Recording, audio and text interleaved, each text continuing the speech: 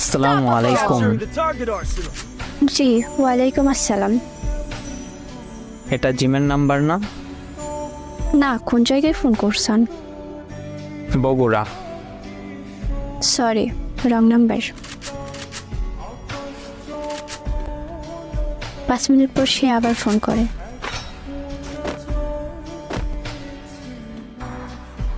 আচ্ছা, আপনার নাম কি?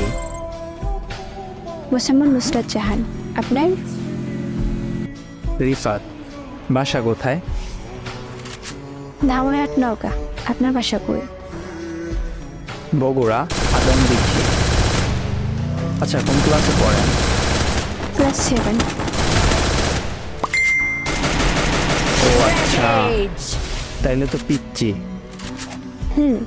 আপনি কি করেন? আমি ছোট একটা জব করি, বিজিবিতে আছি আমি। আচ্ছা ঠিক আছে, আর কিছু বলবেন? বিরক্ত হচ্ছ?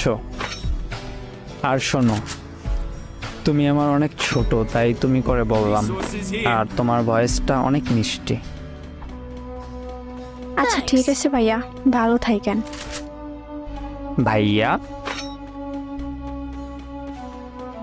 আমি ফোনটা কেটে দিই, তারপর সে আর ফোন করেনি। কিছুদিন পর সে আবার ফোন দিয়েছিল, তখন আম্মু ফোন ধরেছিল, সে ভয় পেয়ে কেটে দেয়। তারপর সে ওই দিন প্রায় 12টা 10 বাজে আবার ফোন দেয়, তখন আমি রিসিভ করি।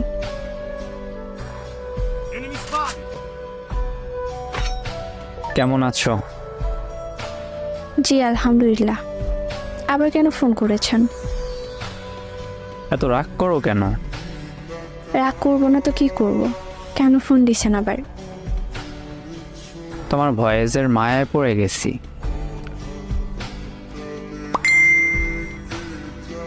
তোমার ভয়েসটা এত মায়াবী, না জানি তুমি কতটা মায়াবী। আর কিছু বলবেন? শোনো না, বলেন। আমরা কি ফ্রেন্ড হিসেবে কথা বলতে পারি? আমি অনেক ছোট, ক্লাস 7-এ পড়ি। আর এটা আমার ফোন না, আম্মুর ফোন। আর মূল কথা হচ্ছে আপনি আমার অনেক বড়। কিভাবে সম্ভব? এটা সম্ভব না।